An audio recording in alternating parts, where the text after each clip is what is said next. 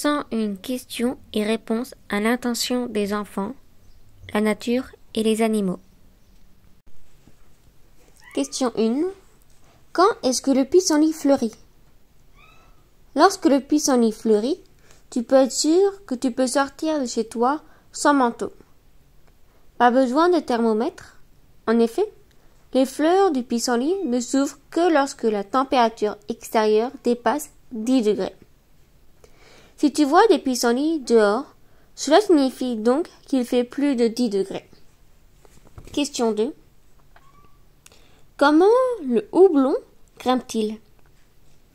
Le houblon est la plante qui donne à la bière son goût amer. Mais il est également utile contre la fièvre et les inflammations et a des effets calmants. Le houblon est une plante grimpante, s'enroulant toujours dans le même sens, vers la lumière. La Suzanne, aux yeux noirs, pousse en s'enroulant sur la droite par rapport à la lumière, tandis que le houblon s'entortille sur la gauche. Question 3. Les plantes peuvent-elles se camoufler? Oui, les pierres vivantes ressemblent un peu à des cactus. Elles prennent l'apparence de pierres pour se protéger des herbivores.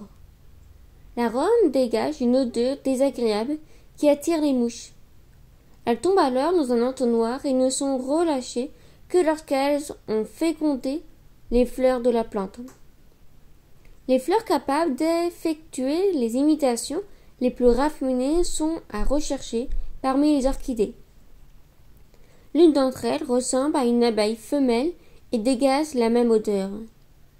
Un mâle s'approche et commence à l'accouplement. Il remarque son erreur au bout de quelques instants, mais l'orchidée a déjà atteint son but. Elle est fécondée et peut à présent former des graines. Devinette. Je suis un animal. À l'automne, je m'enfuis dès les premières gelées nocturnes jusqu'à 1 mètre de profondeur et hiberne ainsi sous la terre pendant tout l'hiver. La nourriture étant difficile à trouver pendant cette saison froide, pour m'endormir, je me roule en boule et pose ma queue touffue sur mon visage. Après avoir dormi parfois pendant 7 mois, je me réveille en mai ou en juin. Qui suis-je? Le Loir.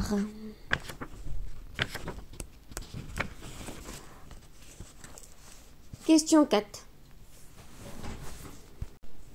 Les plantes se déplacent-elles? Toutes les plantes bougent bien sûr en poussant.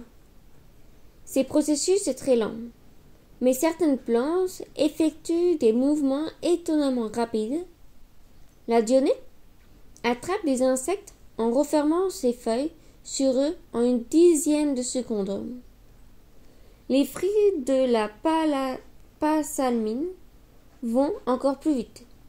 Ils s'ouvrent en 6/1000 de seconde et projettent ainsi leurs graines à l'extérieur. Mais le record de vitesse est détenu par les fleurs de cornouillis. Avec seulement 0,2 millième de seconde, ces plantes expulsent ainsi leurs graines de pollen à une vitesse correspondant à 2400 fois l'accélération due à la pesanteur. Question 5. Pourquoi les feuilles sont-elles vertes claires au printemps et vertes foncées en été? Lorsque les feuilles se déploient à partir des bourgeons, elles forment des chlorophylles. Elles devraient donc être vertes foncées dès le départ. Mais elles restent toutes d'abord vert clair. Cela est dû à un deuxième groupe de substances colorantes majoritaires jaunes, les caroténoïdes. Leur quantité augmente également. C'est pourquoi les jeunes feuilles printanières sont vertes claires. L'été, la teneur en caroténoïdes diminue et le vert des feuilles devient plus sombre pendant l'automne. La chlorophylle est éliminée et les caroténoïdes réapparaissent, cette fois-ci en prenant les couleurs de l'automne, le jaune, et le rouge. Incroyable. Dans les chaînes de montagnes d'Amérique du Nord et les montagnes de steppes d'Asie centrale vit les pikas, un cousin du lièvre et du lapin qui a la particularité de chanter, que ce soit en solo, en chœur ou en duo. Ce comportement explique qu'il était surnommé lièvre siffleur. Il n'hiberne pas. Question 6. Où trouve-t-on des ronds de sorcières? Les ronds de sorcières peuvent être observés dans nos forêts. C'est ainsi qu'on appelle les cercles fermés formés par certains champignons. Cette forme n'a rien d'étonnant. Le mycélium, la structure filamenteuse du champignon, pousse à la même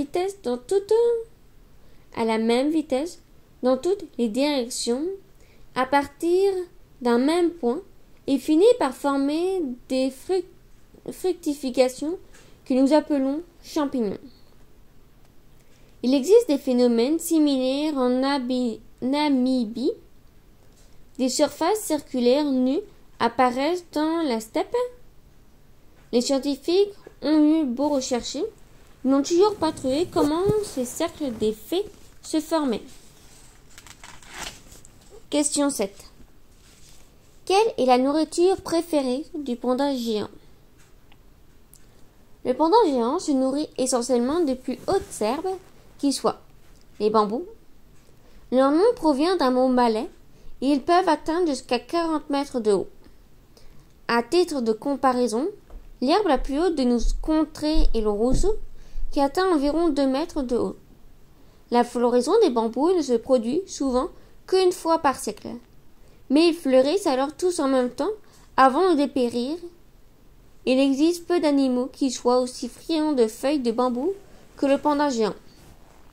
Cet animal est menacé d'extinction. Après la floraison et la mort des bambous de sa région, il n'a plus rien à manger pendant 1 à 2 ans. Question 8. Qu'est-ce qu'un fruit à coque? Un fruit à coque est un fruit sec dont la paroi extérieure s'est développée jusqu'à fermer une coquille dure et ligneuse. C'est par exemple le cas des noix, des amandes, des noisettes, des noix de cajou, des cacahuètes ou encore des noix de coco. La noix, la noix de coco et l'amande sont des drupes comme l'abricot, la cerise ou la prune. Le savais-tu? Atteignant facilement 3 mètres de haut, l'élan, le plus grand des cervidés de notre planète, est malgré ses larges bois un bon nageur et un bon plongeur. Lorsqu'il cherche de la nourriture, il est capable de plonger jusqu'à 5 mètres de profondeur pour brouter ainsi les plantes poussant au fond de l'eau comme les nénuphars. Question 9. Quel est l'être vivant le plus grand de notre planète? Il s'agit d'un champignon très répandu, la pourridie. Nous ne voyons des champignons que leurs fruits à l'automne. Nous ne sommes donc pas conscients que les champignons poussent en fait toute l'année sous forme d'un tissu se répandant dans le sol des forêts. Dans le cas du péridier, ce tissu attaque les herbes et les dévore de l'intérieur. Il peut atteindre 800 mètres de long et 500 mètres de large et peut vivre plus de 1000 ans. Il semblerait que des champignons encore plus gigantesques, pouvant atteindre un poids total de peut-être 600 tonnes. Question 10. Quelles sont les plantes les plus répandues en France? Le trèfle blanc compte sans aucun doute parmi les toutes premières dans la liste des plantes les plus répandues. S'il ajoute le patarin et le tactile, 2 graminées que seuls les spécialistes connaissent, l'ortie figure aussi en une bonne place. De même que 2 types de renoncules, également connus sous le nom de boutons d'or, le pissenlit et les plantains poussent sur tous les terrains de football. On l'y trouve en grande quantité car il supporte bien d'être piétiné. 11e question. En quoi le mimosa est-il sensible? Le mimosa est une plante de la famille des légumineuses. Presque toutes les espèces sont originaires d'Amérique. Elles ont des tiges épineuses et des feuilles pennées. Certaines variétés réagissent lorsqu'elles sont touchées. Elles contractent leurs petites feuilles et deviennent toutes molles. Elles se rouvrent spontanément au bout de quelques minutes. 12e question. Les plantes se parlent-elles? Elles ne parlent pas, mais elles échangent des informations. Pour ce faire, elles utilisent des odeurs. Lorsqu'une chenille s'approche d'un tabac glauque, cet arbuste réagit en émettant une grande quantité de particules parfumées. Les autres plantes de la famille du tabac, situées à proximité, comprennent ce langage parfumé. Elles commencent aussitôt à se préparer à être attaquées par cette chenille. Curieusement, d'autres catégories de plantes comprennent la langue du tabac. C'est notamment le cas de l'armoise. Ces deux plantes se préviennent mutuellement lorsque des parasites surgissent. Question 13. Comment détermine-t-on l'âge d'un arbre? Chez nous en Europe, les hivers sont froids et les étés chauds. Les arbres ne poussent que pendant la saison chaude. Ils commencent au printemps et s'arrêtent à l'automne. La pause hivernale intervient ensuite. Leur croissance reprend l'année suivante. Chaque année, l'arbre forme un cerne en bois, également appelé cerne annuel. Il est facile de compter ces cernes lorsqu'un arbre est tombé. Il n'a pas toujours la même apparence. Ceux des années chaudes et humides sont plus larges, tandis que ceux des années froides sont plus étroites. L'épaisseur des cernes annuelles vous renseigne donc aussi sur le temps. Question 14. Y a-t-il des êtres vivants dans le bitume? Chez nous, certaines plantes poussent effectivement au milieu du bitume. Dans la nature, il existe également des lacs de bitume. Le pétrole brut devient visqueux, comme du bitume, aux endroits où il jaillit de la terre. Plusieurs lieux de ce type ont été identifiés récemment au Mexique, au fond de la mer. Des bactéries vivent dans ce bitume et s'y sentent très bien. Des vers mesurant jusqu'à 2 mètres de long se sont également établis sur le bitume. Ce sont des animaux extraordinairement curieux, malgré leur longueur. Ils sont dépourvus d'intestin. Ils vivent des éléments que leur fournissent des bactéries. Celles-ci résident dans les vers comme le feraient des locataires. Ce phénomène s'appelle une symbiose. Question 15. Faut-il couper les champignons ou les cueillir? Ou bien vaut-il encore mieux ne pas y toucher? Pendant 30 ans, des scientifiques suisses ont étudié dans différentes forêts les répercussions de la cueillette des champignons sur leur croissance. Pour faire très bref, la réponse pourrait être la suivante. Aucune. Il est apparemment bien égal aux champignons d'être cueillis ou non. La cueillette n'entraîne pas un ralentissement de leur croissance. La quantité des belettes d'une année à l'autre dépend uniquement du temps. 16e question. Pourquoi l'étoile de Noël fleurit-elle justement à Noël? L'étoile de Noël, ou poinsettia, est originaire du Mexique, près de l'équateur. Là-bas, la journée dure toujours environ 12 heures. L'étoile de Noël ne fleurit que si le jour ne dure pas plus longtemps. Il s'agit d'une plante aimant les journées courtes. Elle ne peut donc pas fleurir chez nous pendant l'été. Puisqu'il fait alors jour pendant 16 heures dans nos contrées, la période de Noël lui convient en revanche parfaitement. Ses feuilles rouges ne sont bien sûr pas des fleurs. Ces fleurs sont toutes petites et d'un jaune verdâtre. Devinette. Je vis sous terre, dans des terriers, parfois gigantesques, et je creuse moi-même à l'aide de mes puissantes pattes avant, munies de longues griffes. Ces terriers sont souvent habités par plusieurs générations. On y trouve occasionnellement aussi des renards qui vivent là en tant que sous-locataires. Je m'appelle Grimbert dans le roman du renard. Qui suis-je? Le blaireau. Question 17. De quoi a besoin la noix de Mexique pour germer? Une graine a besoin de beaucoup d'eau pour pouvoir germer. Mais dans le cas de la noix du Brésil, cela n'est pas encore suffisant. Celle-ci est en effet dotée d'une coquille très dure et épaisse que le germe ne peut pas transpercer lui-même. Un rongeur sud-américain, l'agouti, doit d'abord avoir grignoté sa coque. Cela entraîne l'apparition d'une zone moins résistante, à travers laquelle le germe peut sortir de la coquille. L'agouti mâchonne les graines, l'enterre pour avoir des réserves pour l'hiver, et il l'oublie. La noix du Brésil peut alors enfin germer. Expérience. Peut-on éduquer un chimpanzé de manière à en faire un homme? Le psychologue Du Kelong s'est posé la question en 1931. Pour y répondre, il accueillit dans sa famille un bébé chimpanzé nommé Gua. Il l'éleva exactement comme son propre fils Donald. Gua sortait en poussette, portait des pyjamas, était abrasé et devait aller sur le pot. Gua se comportait très bien dans le monde des humains.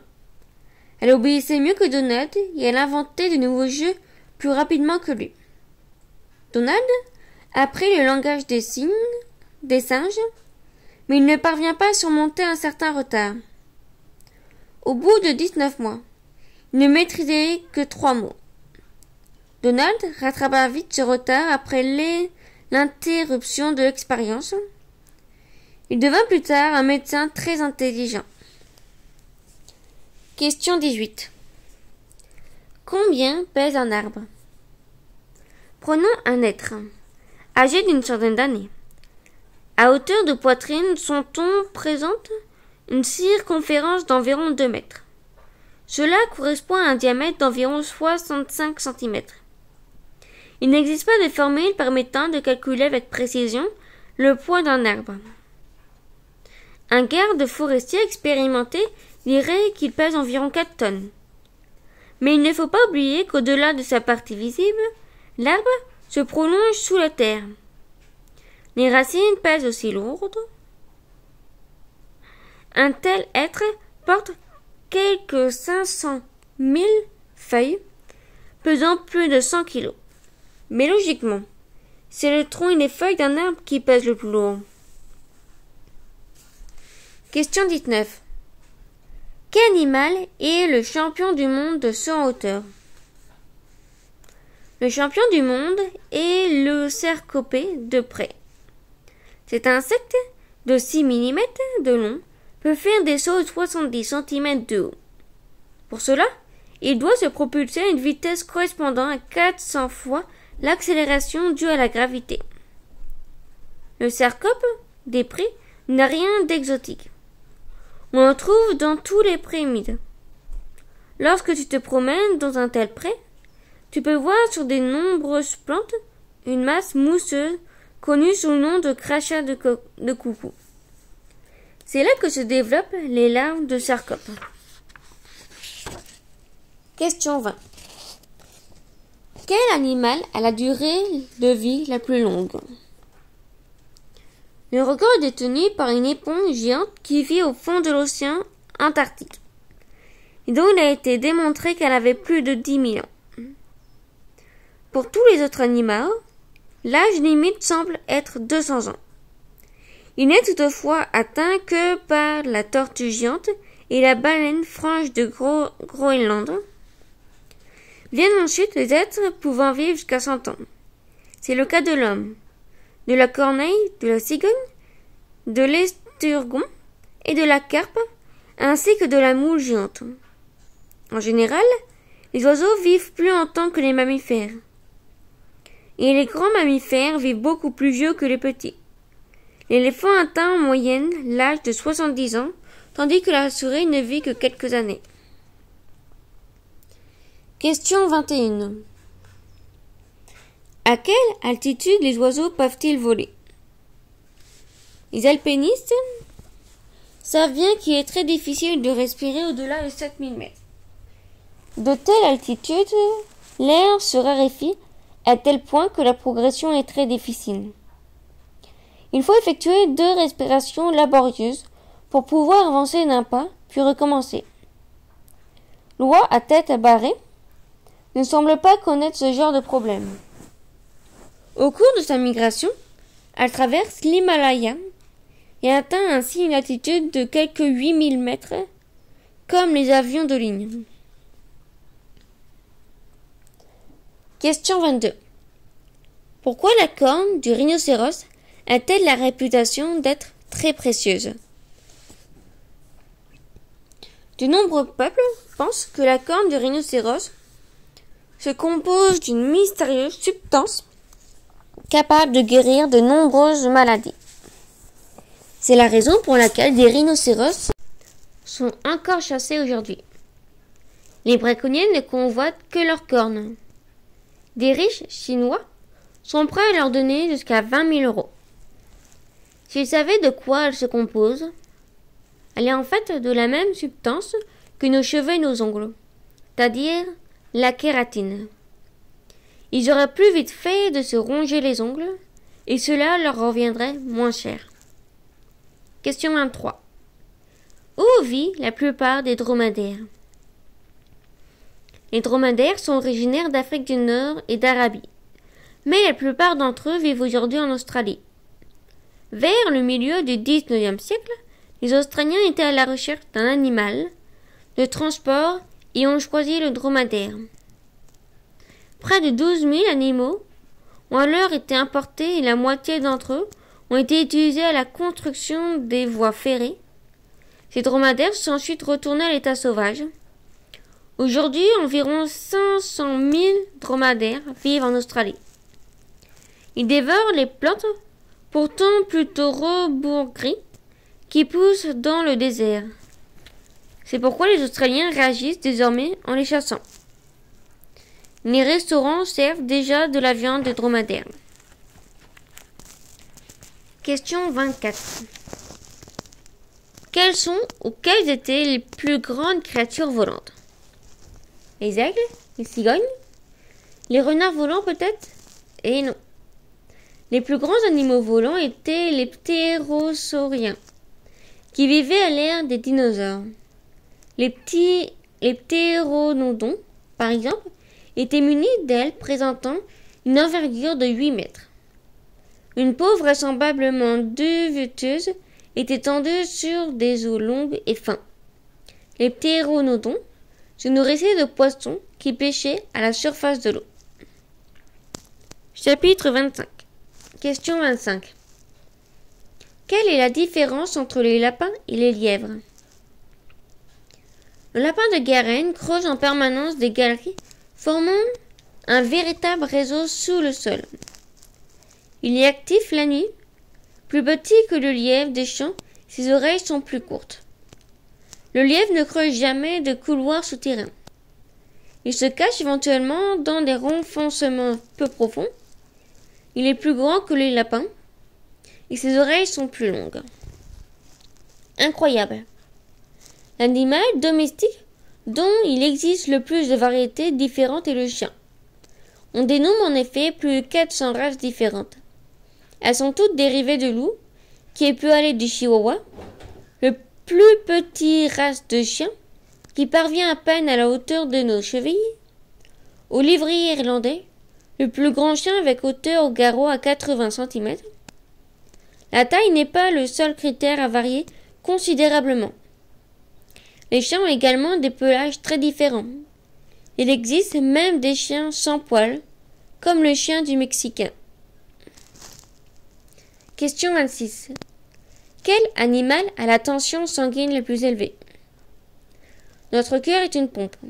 Pour qu'il puisse faire circuler le sang, dans notre tête par exemple, il doit produire une certaine pression. Plus la tête se trouve haute, plus la tension sanguine doit être élevée. Dans ces conditions, il n'est pas étonnant que les détenteurs du record soient la girafe.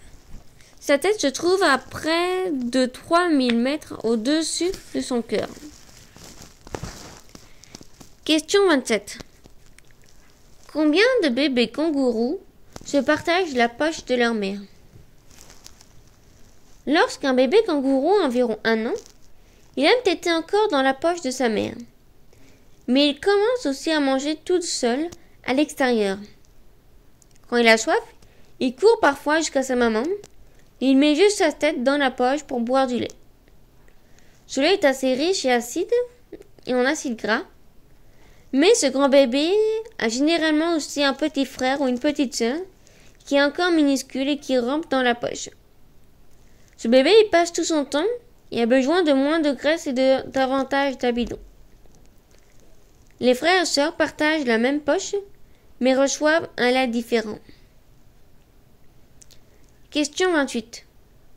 Pourquoi le rat géant des mines accumule-t-il également les billes? Le rat géant des mines fait provision de tout ce qu'il trouve, tout simplement parce qu'il est extrêmement nerveux. Lorsqu'il est à la recherche de nourriture dans son Afrique natale, cet animal doit être constamment sur ses gardes. De nombreux ennemis se feraient en effet un plaisir de le dévorer. Il remplit donc ses bajoux aussi vite que possible. Ce n'est qu'une fois à l'abri de son terrier qu'il prend le temps d'examiner ce qu'il a rapporté est comestible. Autant dire que les enfants ont toujours intérêt à ne pas laisser traîner leurs billes. Devinette. Ces jeunes animaux poussent des cris désolantes pour rappeler leur mère. Ils l'appellent notamment à grands cris lorsqu'elle est à la recherche de nourriture dans l'eau ou lorsqu'ils sont perdus. La chasse de ces jeunes animaux attire les critiques du monde entier, du fait de sa brutalité. De quel animal s'agit-il?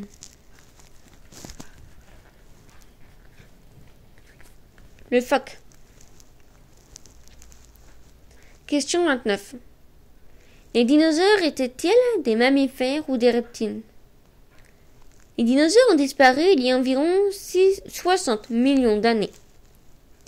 Les seuls survivants de cette époque sont les tortues, les serpents, les sauriens et les crocodiles. Tous des reptiles. Les reptiles se distinguent des mammifères de nombreuses façons. Leur peau est recouverte d'écailles et dépourvue de poils. Leur température interne peut s'adapter à celle de leur environnement. Les mammifères, en revanche, ont une température corporelle constante. Certains dinosaures ressemblaient toutefois beaucoup à des mammifères. Aujourd'hui, comme le cératopsidés, qui ne sont pas sans rappeler les rhinocéros. Question 30. Quelle est la longueur maximale d'un crocodile? Il est toujours délicat de fournir une donnée chiffrée en matière de longueur. Une longueur de 8 mètres a, par exemple, déjà été mentionnée pour un crocodile marin. En général, il ne s'agit toutefois pas de mesures précises, mais d'estimations grossières. De plus, les chasseurs d'autrefois avaient souvent tendance à exagérer pour se donner de l'importance. Mais il s'agissait bien souvent de simples fanfaronnades. Il semblerait que des crocodiles de 7 mètres de long aient bel et bien existé jadis en Australie. De nos jours, le plus grand dépasse aisément les 5 mètres de long. Chapitre 31. Quelle catégorie d'animaux sont dérivés des céolancotes? Les céolancotes sont recouverts de grosses écailles et les scientifiques supposent qu'ils sont à l'origine de l'apparition des premiers animaux terrestres à 4 pattes. Les amphibies, les célanthropes, célancops marquantes sont présentes sur Terre depuis pas moins de 35 millions d'années. Deux espèces ont même survécu jusqu'à aujourd'hui. Ces témoins de la préhistoire sont également connus sous le nom de fossiles vivants. Le savais-tu? Le lièvre de Californie a des oreilles pouvant atteindre jusqu'à 20 cm de long, qui lui permettent d'avoir une ouïe excellente, mais aussi de réguler sa température corporelle. S'il a trop chaud, il dresse ses oreilles, les déplie et laisse le vent le rafraîchir. Question 32. Que fait le cheval lorsqu'il est indécis? Il arrive que nous sachions plus comment nous comporter. Nous hésitons par exemple entre rire ou pleurer. Dans ces cas-là, nous faisons souvent des gestes dénués de signification. Par exemple, nous nous grattons. Il s'agit là d'un geste machinal. Les animaux réagissent également ainsi. Lorsqu'un cheval penche une oreille vers l'avant et l'autre vers l'arrière, c'est qu'il est indécis. Lorsque ces deux oreilles sont pointées vers l'avant, le cheval est de bonne humeur et fait preuve de curiosité. Quand ces deux oreilles sont en arrière, en revanche, c'est qu'il est nerveux et excité. Mieux vaut faire attention. Question 33. Existe-t-il des chèvres de combat? Les chèvres sont des animaux grégaires. Elles vivent en troupeau, ayant hiérarchisé bien défini.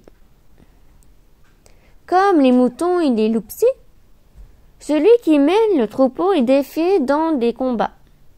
C'est également le cas chez les chèvres, dans les vallées des Alpes au sud, plus particulièrement dans la vallée d'Aoste.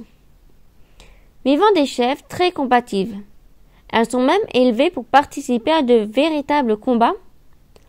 Lorsqu'une chèvre sent qu'elle est en train de perdre, elle le montre en effectuant une légère manœuvre d'évitement. Le combat est alors terminé. Les chèvres vaincues ont tendance à se cacher derrière leurs propriétaires et se font volontiers consoler par eux. Question 34.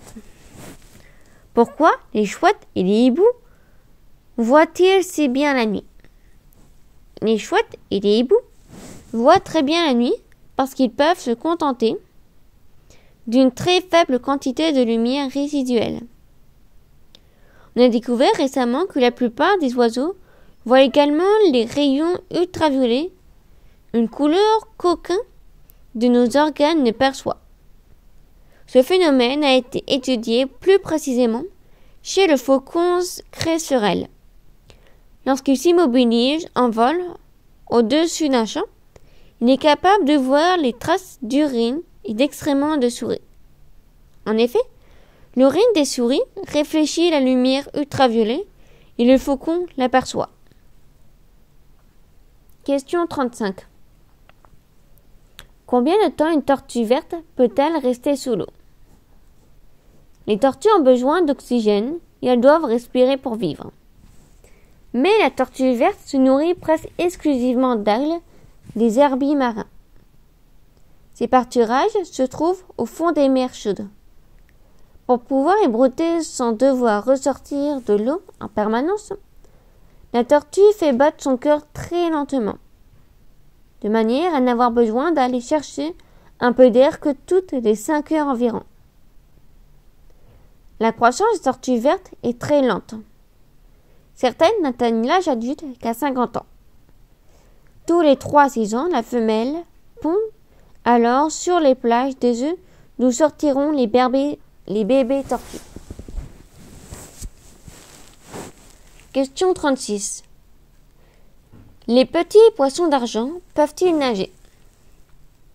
Les petits poissons d'argent, ou lépismes argentés, ne sont en fait pas des poissons, mais des insectes. Ils sont donc incapables de nager. Ils mesurent moins d'1 centimètre et sont dépourvus d'ailes. Ils vivent dans les fissures, dans le sol, dans les tapis, les canalisations et sous la moquette. Ils se contentent de peu, mangent des miettes de pain, des moisissures et même la colle de la moquette. Les petits poissons d'argent sont présents dans presque tous les foyers. Question 37. Les sauterelles sont-elles inoffensives? Les sauterelles sont en effet inoffensives. Mais les grandes sauterelles vertes, Mais ce n'est pas le cas de leurs cousins, les criquets migrateurs. Lorsque les conditions adéquates sont réunies, ils se multiplient dans des régions situées en bordure du Sahara avant de s'envoler en formant des nuées monstrueuses constituées de plusieurs millions de criquets. Lorsqu'ils se posent, ils sont capables de transformer en quelques heures un paysage verdoyant en un désert sans couleur. Ils dévorent tout avant de repartir. Question 38. Les sonneurs à ventre jaune dorment-ils sur le dos? Les sonneurs à ventre jaune et à ventre rouge sont des crapauds. Lorsqu'ils se mettent sur le dos, cela ne signifie pas qu'ils veulent prendre leur aise, bien au contraire. Ils n'agissent ainsi qu'en cas de danger. Le fait qu'ils montrent alors leur ventre rouge ou jaune est à considérer comme un avertissement, qui donne à tous leurs ennemis. Dans le règne animal, ces couleurs vives signifient en effet « Attention, je suis toxique ». Il en va de même pour les dendropades, des grenouilles colorées vivant en Amérique du Sud. Le dos du sonneur à ventre jaune n'a rien d'exceptionnel. Il est gris-brun avec souvent des taches plus claires. Incroyable. Chez les mammifères, c'est la baleine grise qui détient le record des distances parcourues au cours des migrations animales. Elle quitte, à l'automne, les eaux riches en nourriture de l'Alaska pour se rendre dans la région plus douce de la Basse-Californie, au large du Mexique, où elle donne naissance à ses petits. Au printemps, elle retourne dans la région polaire. Elle effectue ainsi quelques 20 000 kilomètres. Question 39. Le chien de prairie est-il un carnassier ou un rongeur? Les chiens de prairie d'Amérique du Nord ressemblent un peu à de petits chiens domestiques. Ils clabissent de la même façon. Mais il suffit d'observer leur dentition, munie de puissantes incisives, pour comprendre que ces animaux sont des rongeurs. Proches des marmottes, ils creusent comme elles des galeries dans le sol. Ils aiment vivre en communauté et constituent de véritables villes, abritant des milliers d'habitants. Cela ne plaît guère aux éleveurs de bétail qui les chassent. Comment les abeilles fabriquent-elles le miel? Les abeilles aspirent avec leur trompe le jus sucré des fleurs, qu'on appelle le nectar. Celui-ci parvint ensuite dans le jabot, une sorte de réservoir situé dans l'abdomen des abeilles, où elles le mélangent avec des substances produites par leur corps. Elles recrachent ensuite ce liquide et le stockent dans les rayons en cire de la ruche. Il est mûri pendant la majeure partie de son eau. Il ne reste alors plus qu'un miel visqueux et sucré. Une colonie d'abeilles permet à l'apiculteur de récolter à l'automne environ 7 kg de miel. Mais il doit alimenter ses abeilles en eau sucrée car elles fabriquent un miel en fait du miel afin d'avoir toujours suffisamment de nourriture pour elles-mêmes ou pour leurs couvains. Devinette. Je suis un cheval au corps massif et compact, et aux pattes relativement courtes et trapues. En raison de ma grande force, je suis destiné à tirer des objets lourds et des véhicules. Qui suis-je?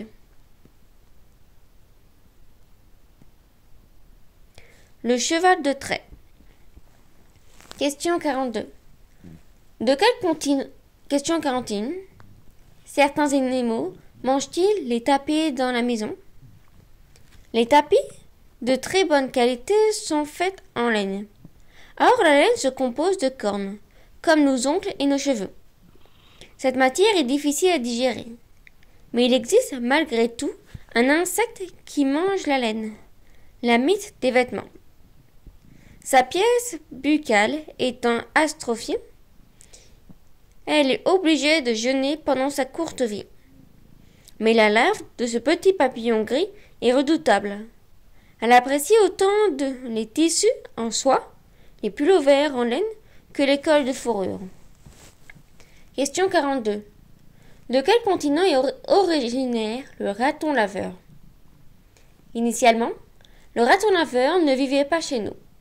Il est originaire d'Amérique du Nord. Sa peau souple, il a été apprécié très tôt. Il a également été élevé en France pour sa fourrure.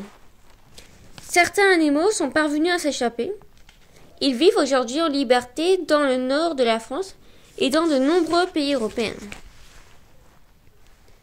Question 48. Pourquoi les oiseaux ont-ils peur des pans du jour? Le pan du jour est un papillon magnifique. Au repos, il se tient immobile, les ailes repliées, et ressemble à une feuille morte. Mais dès qu'un oiseau l'approche de trop près, il déploie ses ailes, arborant un dessin en forme d'œil, ce qui produit un bruit semblable à un sifflement. Les scientifiques ont découvert que ces motifs en forme d'œil effraient effectivement les oiseaux. Ils les ont donc recouverts.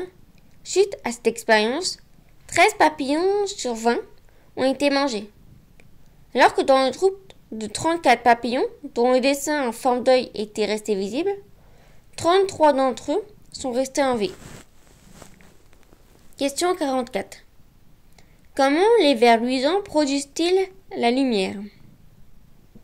Les vers luisants femelles émettent de la lumière pour attirer les mâles qui, eux, ne brillent pas. Elles sont dotées au niveau de leur abdomen d'un étonnant organe lumineux. Celui-ci émet de la lumière grâce à une réaction chimique. Si tu attrapes un ver luisant, tu ne te brûles pas les doigts. Il est même complètement froid. Alors que si tu touches une ampoule allumée, tu vas te faire mal. Et pourtant, l'ampoule ne convertit en lumière qu'un dixième de l'énergie produite. Les chercheurs essaient de produire industriellement de la lumière froide, comme le font les vers luisants. Mais jusqu'à présent, ils n'y sont pas vraiment parvenus. Question 45. Quel est le mets préféré de la petite coccinelle? Les pucerons. Ce que personne ne regrette en effet. Les pucerons envahissent les plantes et les tuent en suçant leur sève. Il n'est donc pas étonnamment que les coccinelles soient elles, tellement appréciées. Elles détruisent les pucerons en grande quantité. Mais face à cette menace, les pucerons ne restent pas sans rien faire. Ils produisent une substance odorante qui leur permet d'alerter leur colonie. Ils se mettent alors davantage en mouvement. Certains se laissent tomber. La production d'exemplaires élits est immédiatement démarrée afin qu'au moins quelques spécimens puissent s'enfuir et reconstituer la colonie quelque autre part. Question 46. Les gorilles sont-ils végétariens? À l'âge adulte, un gorille mâle pèse jusqu'à 200 kg, mais il n'a pas besoin de viande pour atteindre ce poids. Les gorilles sont des paisibles végétariens. Ils ne se nourrissent que de feuilles et de fruits, tout comme les orang-outans. Les chimpanzés, en revanche, chassent, tuent et dégustent volontiers d'autres singes de temps en temps. Ils apprécient également les larves d'insectes et les termites. Question 47. Pourquoi nos marronniers dépérissent-ils? Dès le milieu de l'été, leurs feuilles brunissent et tombent. Les responsables? Un papillon minuscule, la mineuse du marronnier. Elle n'a été découverte qu'en 1984 en Macédoine. Elle était auparavant totalement inconnue des scientifiques. Cela ne l'a pas empêché d'envahir très rapidement toute l'Europe. les raisons de cette propagation restent mystérieuses. Aujourd'hui, les fiers marronniers de nos parcs arborent une silhouette désolante dès le mois de juillet. Ils sont dénudés, dévorés, affaiblis. Les larves des mottes ne sont pas visibles car elles vivent à l'intérieur des feuilles, entre les couches cellulaires supérieures et inférieures. Question 48. Qu'entend-on par gros gibier et menu gibier? Autrefois, la chasse était réservée à la grande noblesse. Seuls les souverains et les seigneurs avaient le droit d'abattre des cerfs, des ours, des sangliers, des chevreuils et des coqs de bruyère. C'est pourquoi ces animaux sont considérés comme du gros gibier. La petite noblesse et éventuellement les fermiers n'avaient le droit de chasser que le menu gibier, c'est-à-dire les lièvres, les lapins, les perdrix et les pigeons. Question 49. Pourquoi les papillons de nuit sont-ils attirés par la lumière? La lumière aide les papillons de nuit à s'orienter dans l'obscurité. Initialement, les seules sources de lumière la nuit étaient la lune et les étoiles. De nos jours, la multitude des réverbères et des lampes perturbe beaucoup ces petits animaux et met même souvent leur vie en danger. On estime que chaque année, la lumière artificielle cause la mort de 50 billions d'insectes, ce qui correspond à 25 000 fois la population de la Terre. Le savais-tu? Affichant une vitesse moyenne de 40 km/h, le pronghorn, ou antilope d'Amérique, est plus rapide que tous les prédateurs d'Amérique du Nord. Lorsqu'il court, par exemple, pour échapper à ses ennemis, il peut même atteindre jusqu'à 45 km/h. Il ne peut toutefois pas maintenir sa vitesse pendant plus de 2 km. Il effectue alors des bonds atteignant jusqu'à 6 mètres de long. Question 50. Les vaches mâchent-elles du chewing-gum? Les vaches mâchent pendant des heures sans prendre une seule nouvelle bouchée. Elles ruminent. Le principe est le suivant. La vache arrache de grandes quantités d'herbe avec leur langue, mâche brièvement et avale. L'herbe avalée parvient dans un grand estomac, la panse. Les bactéries effectuent ainsi une sorte de fermentation, à la suite de laquelle l'herbe se transforme en une sorte de choucroute. Au bout de quelques heures, la vache fait remonter cette choucroute dans sa bouche. Elle la mâche minutieusement et l'avale de nouveau.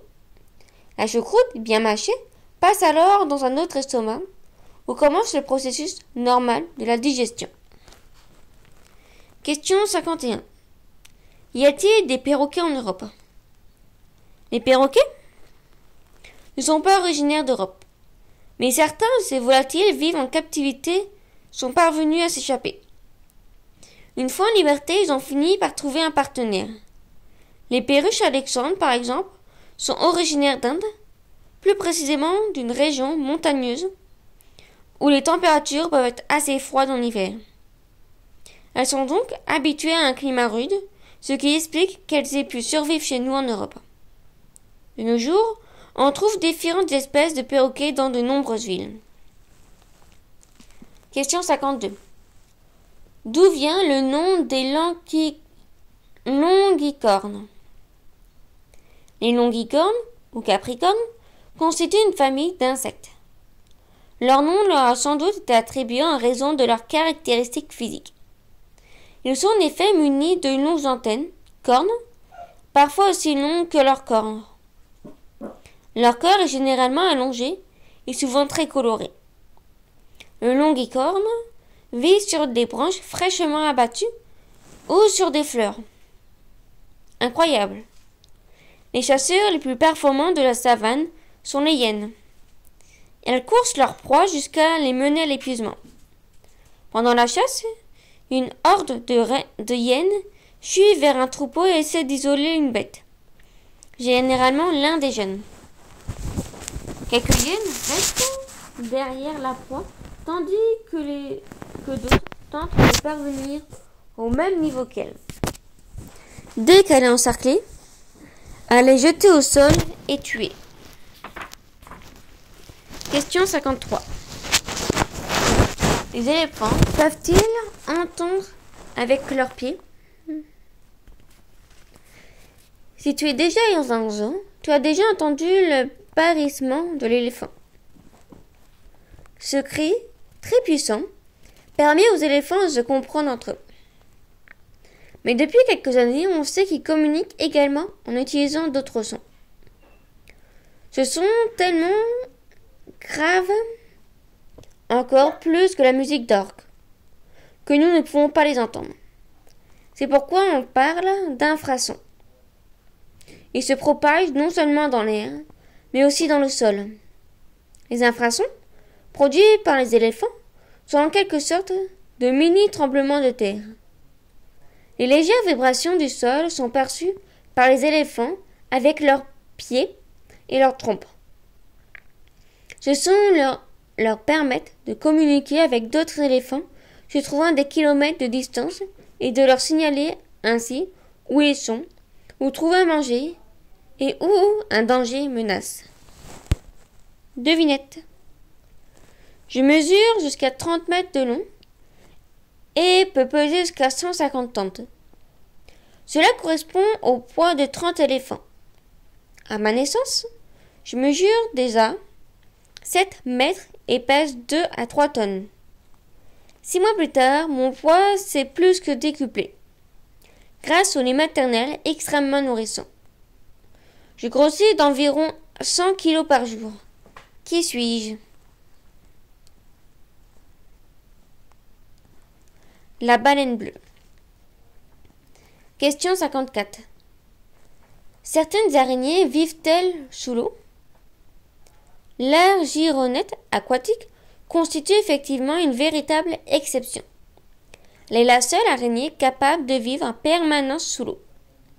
Elle est assez rare dans notre pays. Elle utilise l'oxygène de l'air pour respirer. Elle transporte en permanence une réserve d'eau sur son abdomen velu. Cette réserve est étroitement collée à son corps, ce qui lui donne une apparence argentée. Sous l'eau, cette araignée tisse une toile en forme de cloche. Elle va chercher des bulles d'air à la surface et les enferme dans sa toile. Elle dispose ainsi toujours d'une réserve d'air. Question 55. L'hermine fait-elle vraiment des galipettes? L'hermine fait effectivement des galipettes, mais cela n'est pas vraiment le signe d'une grande joie de vivre. Longue d'une trentaine de centimètres, cet animal se met volontiers à danser lorsqu'un lapin se trouve devant son terrier. Au cours de cette danse, elle effectue également quelques galipettes. Le lapin l'observe avec fascination. Soudain, l'hermine passe à l'attaque.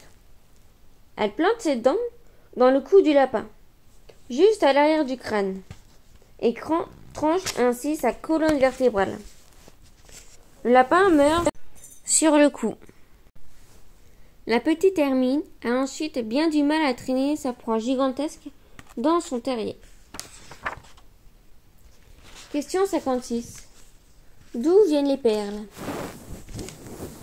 Pour qu'une perle puisse voir le jour, il faut qu'un corps étranger pénètre dans une coquille. Il peut par exemple s'agir d'un grain de sable. Pour se défendre contre cette intrusion, le mollusque produit de la nacre, qui sort de la paroi intérieure de la coquille et recouvre le corps étranger. Il devient ainsi inoffensif. Les perles se forment dans les mollusques vivant en eau douce et dans la mer. Les plus grosses sont produites par des huîtres. Les perles sont aujourd'hui également fabriquées de façon artificielle. Un corps étranger est introduit dans les mollusques et les perles ainsi créées et récoltées au bout de 2 ans. Question 57. Les poissons sont-ils des animaux de compagnie? La carpe koi n'est pas mangée. Il s'agit d'un poisson ornemental qui peut être considéré comme un animal de compagnie, au même titre que les chiens. Ces poissons sont très esthétiques. Ils abordent des motifs rouges, blancs et jaunes. Ils sont parfois même d'un vert tirant sur le jaune, avec des taches noires. Les carpe-cols sont élevés depuis plus de 1000 ans au Japon. Au Japon et en Chine, les carpes sont perçus comme des animaux sensibles, intelligents et résistants. Comme elles ont une expérience de vie allant jusqu'à 100 ans, elles font des amis fidèles qui peuvent accompagner leur propriétaire toute leur vie. Quel animal a toujours de lourdes pierres dans son estomac? Les oiseaux sont incapables de mâcher, étant donné que leur bec est dépourvu de dents. Mais il faut bien que les graines dures qu'ils mangent faut broyer. Mais pourquoi les poules avalent notamment des petites pierres? Elles restent dans leur estomac lors de la digestion. La paroi muqueuse de l'estomac remue continuellement et broie les graines à l'aide des pierres. Les autruches sont également connues pour leurs pierres stomacales. Elles doivent avaler régulièrement de nouvelles pierres, les anciennes ayant été réduites en petits morceaux au cours du processus du broyage dans l'estomac. Question 59. D'où vient le surnom de la chouette effraie? La chouette effraie doit son surnom de dame blanche à la couleur de sa poitrail et de son disque facial. Cet oiseau nocturne peut voler sans bruit. Elle n'émet pas le moindre son quand elle bat des ailes. Son ouïe est exceptionnelle. Elle est capable d'attraper des souris même si on lui bande les yeux. Question 60. Quelle est la différence entre un animal domestique et un animal de compagnie? Au fil des siècles, l'homme s'est mis à apprécier de plus en plus la compagnie de certains animaux. Il les a donc gardés près de lui et les a élevés. La plupart du temps, ces animaux lui étaient également utiles. Il se servait de leur viande, de leur peau ou de leur travail. Les principaux animaux domestiques sont le bœuf, le cheval, le mouton, le porc, la poule et le canard. Il n'existe pas d'animaux domestiques parmi les amphibies et les reptiles. Il y en a chez les poissons et les insectes. C'est le cas des carpes, des abeilles et des vers en soie. Les souris, les rats, les drosophiles sont en quelque sorte des animaux domestiques modernes. Question 61. Les animaux peuvent-ils se guérir?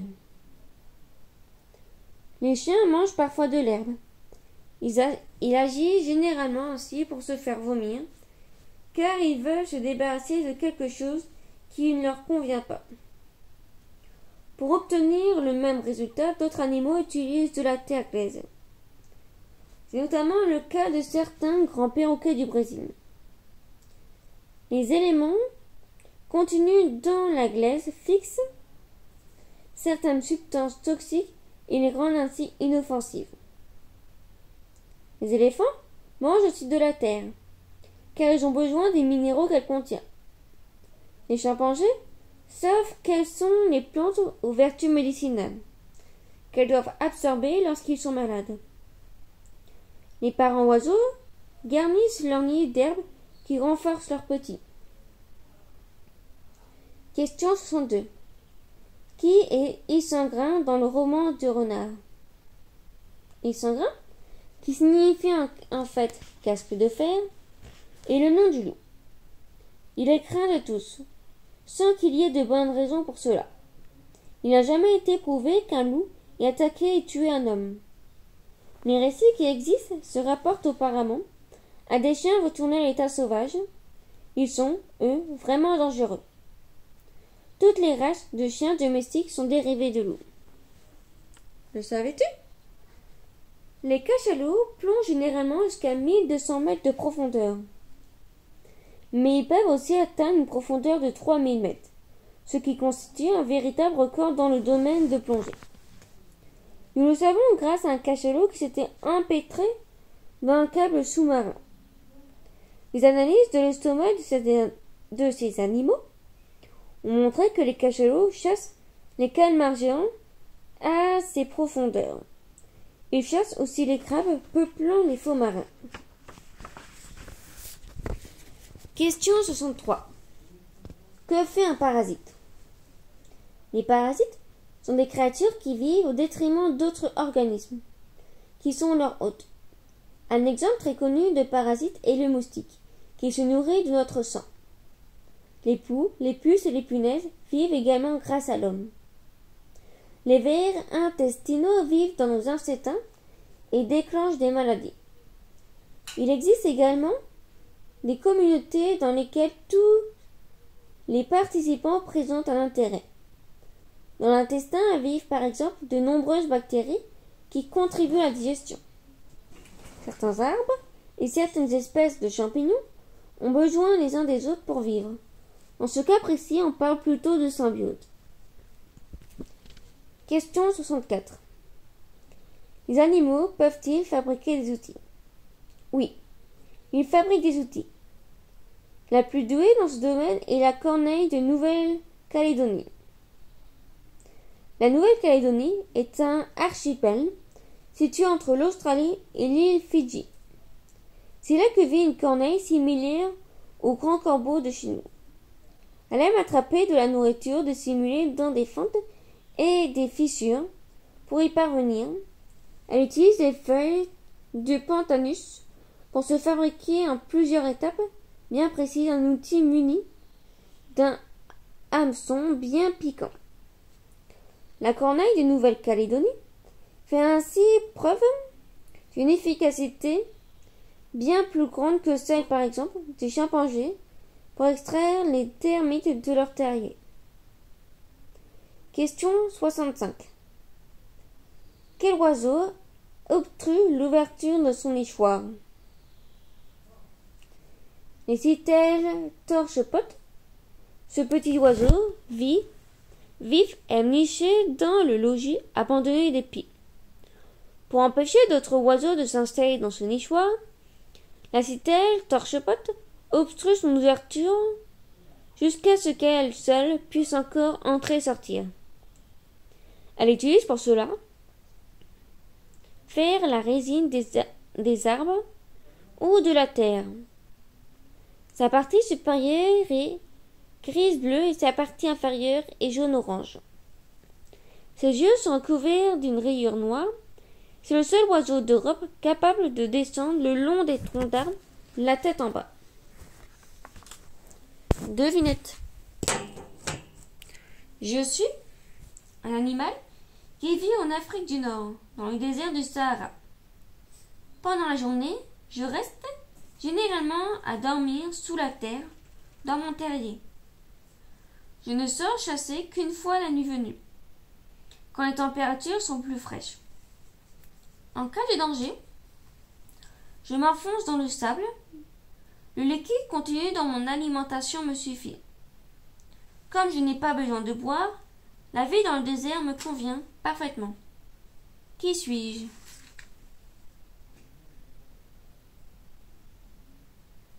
Le fennec ou renard du sable. Question 66.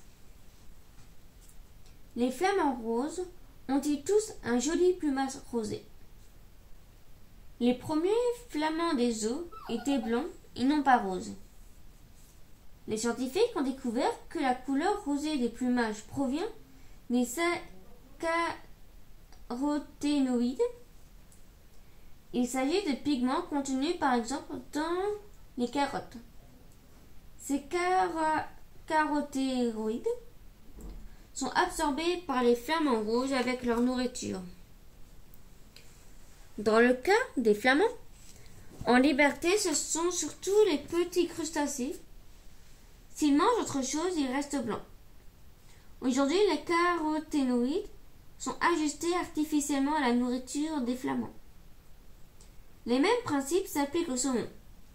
Leur jolie couleur rosée est due exclusivement aux caroténoïdes de leur nourriture. Question 67. Comment un oiseau migrateur sait-il dans quelle direction il doit voler? Le rouserolle et Farvat le sait instinctivement.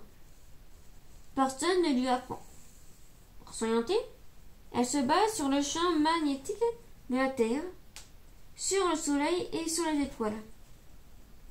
Elle a besoin d'avoir des réserves de graisse pour effectuer ce long voyage de 600 km, 6000 km, la menant en Afrique.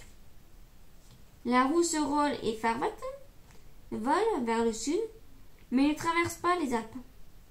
Elle les longe et parvient ainsi dans le sud de la France. Elle met environ 15 heures pour traverser la mer Méditerranée, large de 700 km. Cela correspond à une vitesse moyenne de plus de 40 km/h. Une fois arrivée en Afrique du Nord, elle doit tout d'abord manger avant de traverser le Sahara. Question 68. Certains animaux peuvent-ils changer de sexe? Chez certains animaux, certaines espèces de poissons, un mâle dirige un groupe composé de quelques femelles et s'accouple avec elles. On parle alors de harem.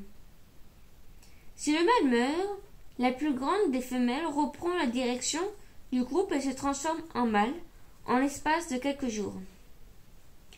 Elle ne produit alors plus des ovules, mais des spermatozoïdes. Tous les poissons qui naissent des ovules fécondés sont des femelles. Chaque poisson est donc femelle au début de sa vie. Les changements de sexe sont fréquents chez les poissons. Question 69.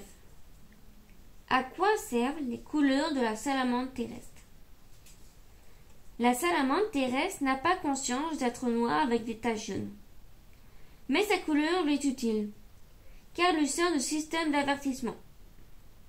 La salamandre parvient ainsi les autres animaux qu'il ne faut pas l'attaquer. Sa peau contient un très puissant poison. La salamandre terrestre n'a effectivement pas de prédateur naturel. Cette tactique est très répandue dans la nature. Question 70.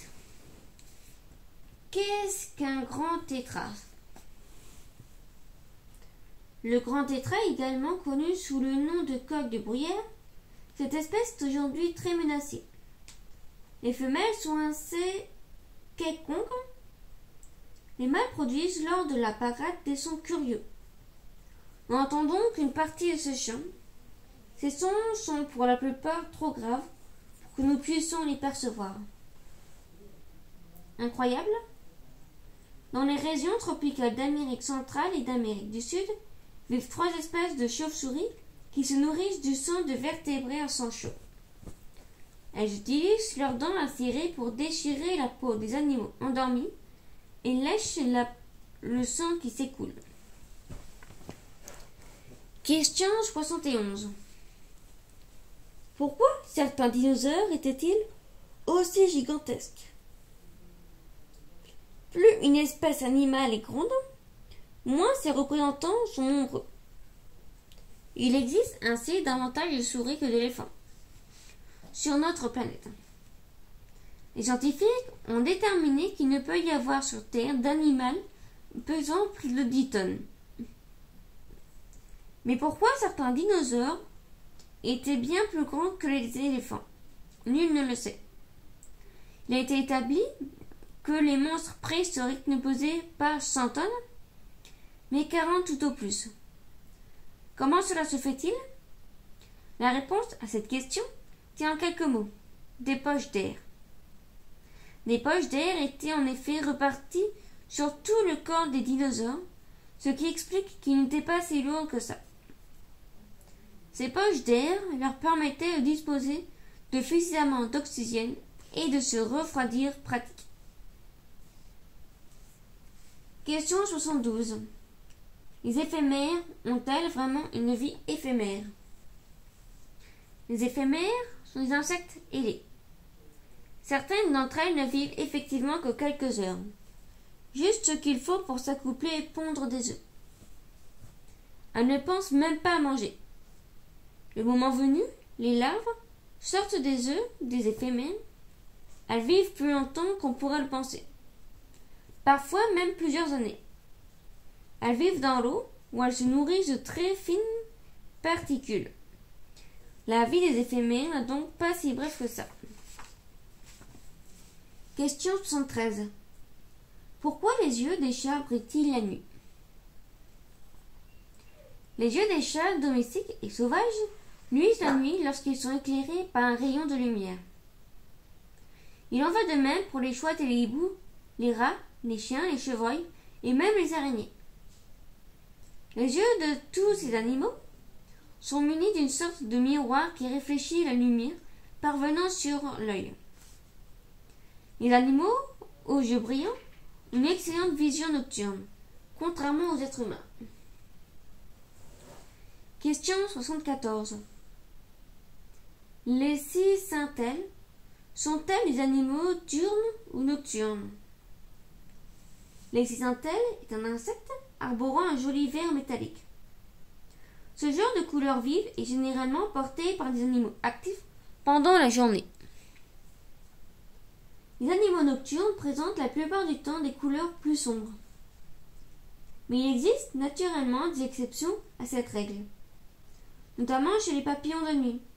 Les cicintelles se reconnaissent à son comportement caractéristique. Lorsqu'on s'approche d'elles, elles s'envolent brusquement et va se reposer quelques mètres plus loin. Elle observe alors l'intrus et s'envole de nouveau s'il se rapproche encore. Question 75. Qu'est-ce qu'un archéoptérix? Un archéoptérix est un oiseau préhistorique dont le squelette a été découvert en Bavière, dans le sud de l'Allemagne. Il avait des ailes pourvues de griffes et un bec contenant des dents, ce qui le faisait ressembler à un petit dinosaure. Rien d'étonnant cela. Les oiseaux d'aujourd'hui descendent en effet de certains dinosaures. On ne sait pas avec certitude si l'archéoptérix était capable de voler. Peut-être ne volait-il que d'arbre en arbre. Le savais-tu? La plupart des oiseaux se posent sur des branches pour dormir. Les perroquets, par exemple, ont un arbre réservé au repos sur lequel le groupe vient se poser chaque soir au coucher du soleil. Mais il existe aussi des oiseaux qui dorment en volant.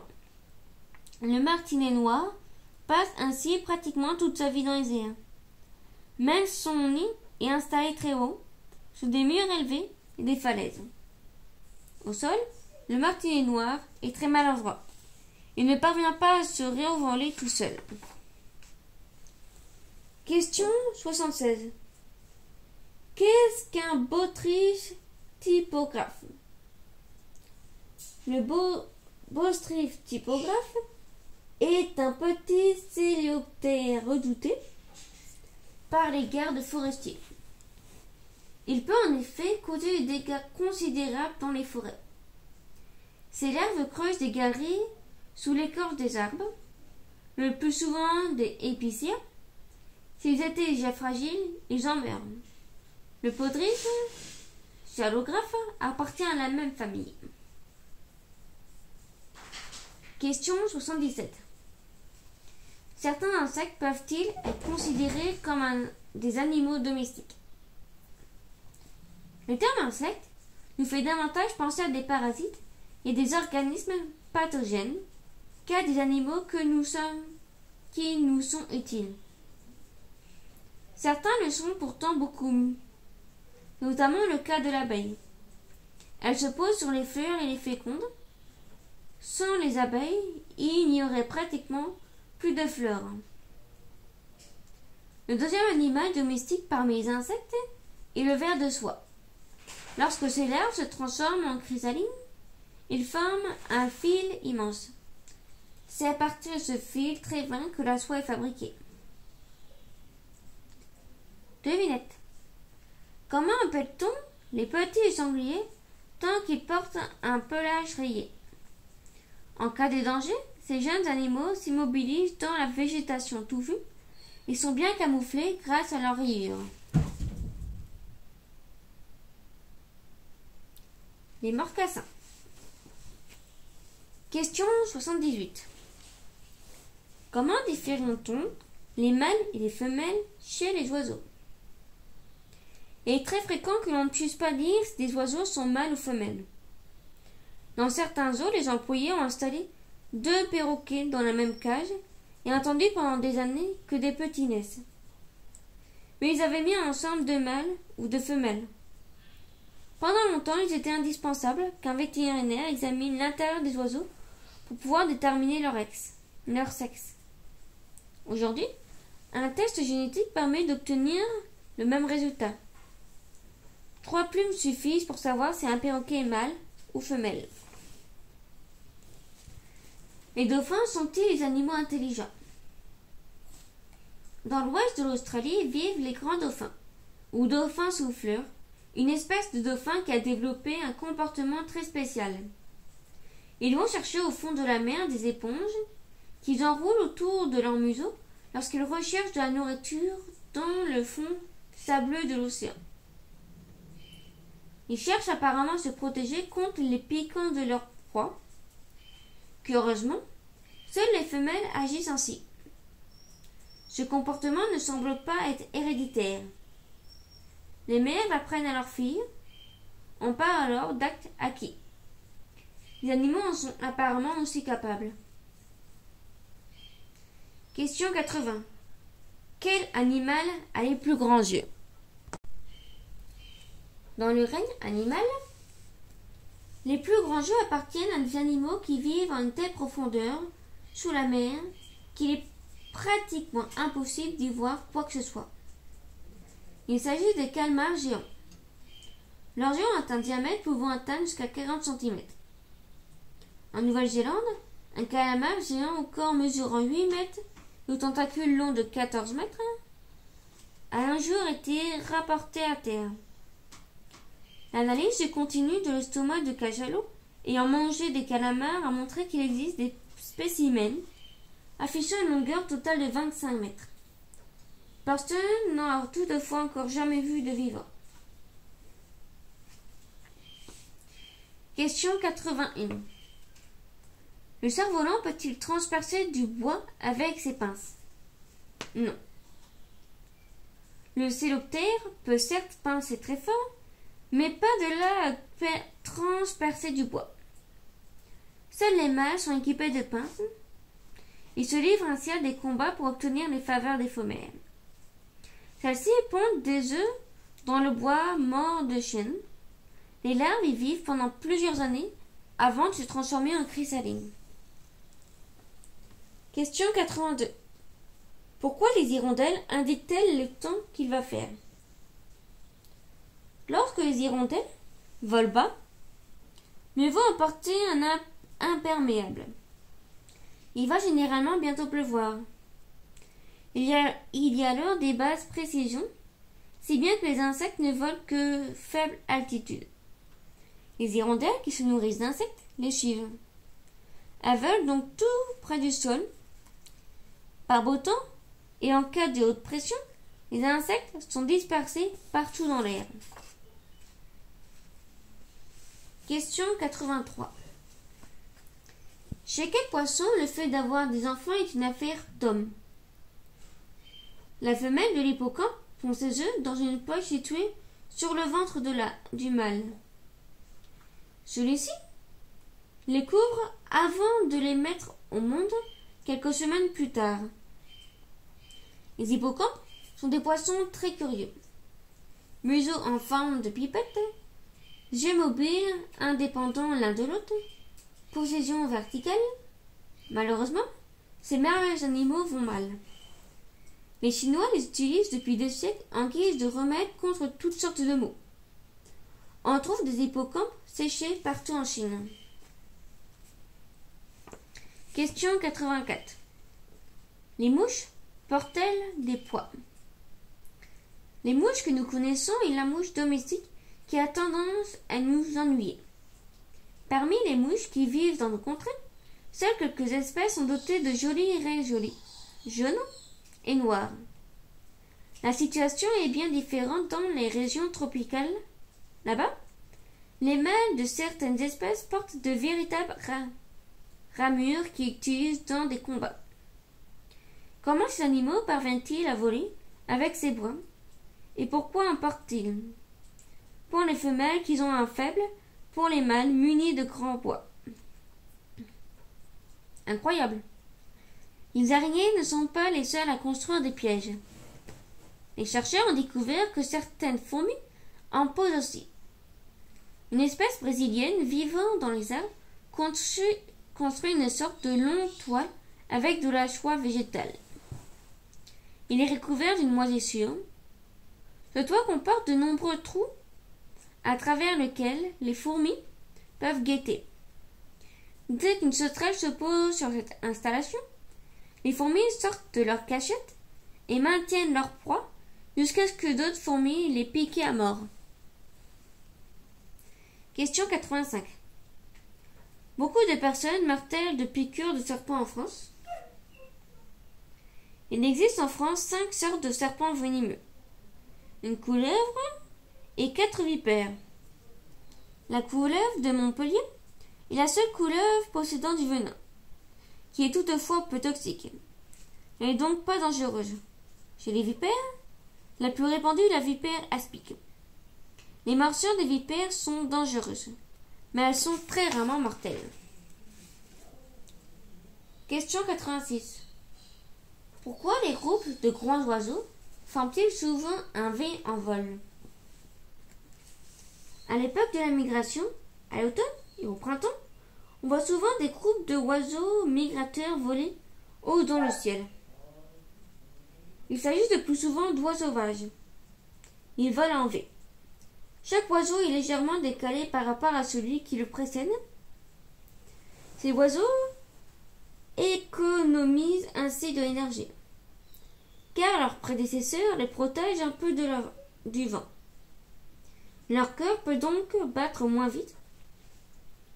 Le vol en formation permet également aux oiseaux de planer régulièrement, d'économiser des battements d'ailes et de se reposer. Question 87. Combien de pattes les araignées ont-elles? Le nombre de pattes est un critère permettant de distinguer aisément les insectes des araignées. En effet, les insectes ont toujours 6 pattes et généralement 4 ailes. Les araignées, en revanche, ont toujours 8 pattes et n'ont jamais d'ailes. Les catégories d'animaux apparentés aux araignées ont également 8 pattes. Question 88. Les fourmis se déplacent-elles de façon désordonnée? Certaines fourmis transportent de la nourriture vers la gauche et d'autres vers la droite. Lorsqu'on observe des fourmis, on a parfois du mal à croire qu'elles arrivent à mener à bien leurs activités. Leurs allées et venues ont l'air bien chaotiques, mais il ne faut pas se fier à cette impression. Des chercheurs français ont démontré que les fourmis obéissent à des règles aussi strictes que notre code de la route. En cas de rétrécissement, elles attendent à la voie soit libre avant de s'y engager. Elles avancent alors en colonne, tandis que les autres doivent attendre leur tour. Il en va constamment ainsi. À croire qu'un feu rouge invisible règle la circulation chez les fourmis. Devinette. Je suis un animal actif la nuit pendant l'été. Je chasse alors généralement des insectes volants. Pendant la journée, je dors dans des cavités d'arbres, dans des trous sur des toits, dans des bâtiments ou des nichoirs. Pour dormir, je me suspends en coinçant les griffes de mes pieds arrière dans des finesses fissures et j'étends mes ailes comme un manteau tout autour du corps. Qui suis-je? La chauve-souris. Question 89. Tous les oiseaux ont-ils des plumes? Il existe quelques espèces d'oiseaux qui ne portent pas de plumes, sur certaines parties de leur corps. Les vautours, par exemple, ont le corps nu. Des plumes à cet endroit se saliraient trop lorsqu'ils enfuient sa tête dans les cadavres. La nature n'a certes pas donné le jour à un oiseau totalement nu, mais l'homme en a créé un poulet sans plumes de couleur rosée qui n'aborde que quelques plumes rabougries sur sa queue. Il souffrirait moins de la chaleur, il serait donc bien adapté au pays du Sud. Question 90. Quelle est la taille de la plus grande colonie de fourmis au monde? Les fourmis argentines ont commencé à se développer de façon considérable aux États-Unis. Il y a une centaine d'années déjà, aujourd'hui, les différentes colonies ne se combattent plus. Elles ne se considèrent plus comme des concurrentes, mais comme des membres d'une même famille.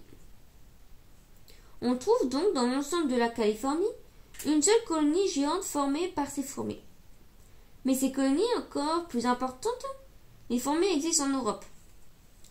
Elles étendent sur 6000 km du nord de l'Espagne et devraient compter plusieurs centaines de billions de fourmis. Question 91. Certains escargots ont-ils de la fourrure? Il existe effectivement des escargots dont la coquille est recouverte de fourrure. Ils mesurent environ 10 cm. Ils sont dotés de poils longs de 2 mm. Cette fourrure ne les réchauffe pas. Ces poils sont trop fins. Les escargots vivent dans des forêts humides. Leurs poils les aident à ne pas glisser sur des feuilles mouillées. Ils retiennent un fil d'eau qui recouvre tout animal et le fixe sur la feuille. Cela s'avère très pratique pour l'escargot, car s'il tombe, il doit escalader bien 1 mètre de haut pour retourner sur la plante. Question 92. Que nettoie le poisson nettoyeur? Le poisson docteur, ou poisson nettoyeur, débarrasse les autres poissons des parasites se trouvant sur eux. Même les poissons carnassiers ne bronchent pas lorsqu'ils se glissent dans leur gueule. Chaque jour, les poissons docteurs s'occupent d'une centaine de clients, réguliers ou de passage. Ils traitent les clients de passage avec beaucoup de prudence. Il est souvent moins délicat avec des clients réguliers. Il lui arrive même de leur arracher un morceau de peau. Mais jamais lorsque le client de passage l'observe, le poisson nettoyeur reconnaît un client régulier qui a été mordu lorsqu'il revient. Il le traite alors avec beaucoup d'égard afin de le calmer. Question 93. Quel cadeau de mariage provient du fond de la mer? Les pêcheurs d'éponges japonaises plongent de façon répétée dans la mer pour aller y chercher une éponge longiligne à plus de 40 mètres de profondeur. À première vue, elle a l'air de n'avoir rien d'exceptionnel. Mais elle est ensuite débarrassée de ses cellules de manière à ce qu'elle seule, son squelette soit conservé. Celui-ci se compose de plusieurs fibres de verre durcies, un véritable chef-d'œuvre de la nature. Ces éponges est connue sous le nom de corbeille de Vénus. Les Japonais l'utilisent effectivement en tant que cadeau de mariage. Question 94. Existe-t-il des chenilles carnivores? Les chenilles mangent en général toutes sortes de plantes. Celles qui se nourrissent de viande sont beaucoup plus rares. L'une d'entre elles vit dans la forêt humide de Hawaï. Elle se camoufle sous le sol à l'aide d'une coquille qu'elle fabrique à partir de fils de soie. Cette soie lui sert également à ligoter ses proies. Les petits escargots ont dormi. Le lendemain de sa prise, elle dévore avec délice sa proie encore vivante. Une fois sorti de sa chrysalide, le papillon qu'elle est devenue a une allure tout à fait inaudible et inoffensive. Question 95. Les crevettes pistolets portent-elles des armes? Les crevettes pistolets et une crevette teinte de 6 cm de long. Sa pince droite est surdimensionnée. Lorsqu'elle fait claquer l'une contre l'autre, les deux moitiés de la pince à une vitesse d'environ 6 mètres par seconde, une sorte de détonation est émise. Elle promise par ailleurs, simultanément, nombre de chocs avec lequel elle peut même briser les parois d'un aquarium. Cette onde de choc est utilisée par les crevettes pour s'impressionner mutuellement. Dans le cadre des démonstrations, elle leur est également utile pour tenir leurs ennemis à distance et pour étourdir des menus proies. Incroyable. Les oiseaux se maquillent. Pas tous, certes, mais certaines espèces font en sorte d'embellir leur apparence. Le pélican peint une tache sur son gorge avec de l'huile produite par une glande située au-dessus de son croupion. Certaines mouettes utilisent le même principe pour se maquiller de rose. Le cipoète barbu et la grue teignent leur plumage avec de l'eau riche en fer et en tourbe. Que faut-il en déduire? Qu'avec ses peaux de phare, l'être humain n'a rien d'exceptionnel. Question 96. Où peut-on voir des sirènes? Bien qu'une visite aux zoos soit toujours très agréable, tous les parcs animaliers ne possèdent pas des sirènes, et ces derniers sont devenus très rares dans la nature. On en distingue deux groupes, les lamentants, vivant de la Floride à l'Amérique du Sud, ainsi que le long des côtes d'Afrique occidentale. Les dugongs ne se trouvent qu'en Asie et en Australie. Question 97. Existe-t-il des animaux capables de vivre dans une cascade? L'eau d'une cascade tombe en grondant de très haut, de beaucoup plus haut qu'une douche. Si nous nous trouvions dessous, cette eau nous fera très mal. Certains organismes spécifiques se sont pourtant adaptés à cet environnement. C'est par exemple le cas d'une larve de moustique. Elle parvient à s'accrocher à son support glissant grâce à des ventouses. Celles-ci sont reliées à une sorte de pompe qui produit un vide. Des ventouses retiennent ainsi en permanence la larve de ces moustiques, même lorsqu'elle se déplace. Cette larve broute des algues vertes poussant sur les rochers. Elle n'a pas d'ennemis. Aucun prédateur ne vit dans la cascade. Devinette. Dans les agglomérations. J'aime m'installer dans les égouts, les caves et les décharges. Je suis l'un des mammifères vivant à l'état sauvage le plus répandu des zones urbaines. On estime que pour chaque habitant, il existe au moins un spécimen de mon espèce vivant dans les canalisations de la ville. Qui suis-je?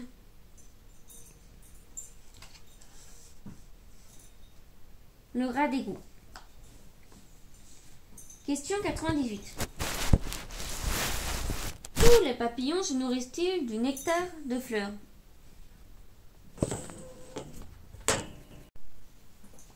Les papillons se nourrissent en général de tout nectar des fleurs, mais certaines espèces vivant dans le sud-est de l'Asie ont une alimentation plus originale. Elles ont délaissé les fleurs et aspirent désormais les larmes de grands animaux, notamment des buffles et des bœufs, et se posent la nuit sur leurs paupières et chatouillent leur globe oculaire avec leur tronc afin que les larmes apparaissent. Ces larmes contiennent des précieuses substances nutritives. Question 99. D'où vient le nom des lions de mer? Certaines espèces d'otaries sont connues sous le nom des lions de mer.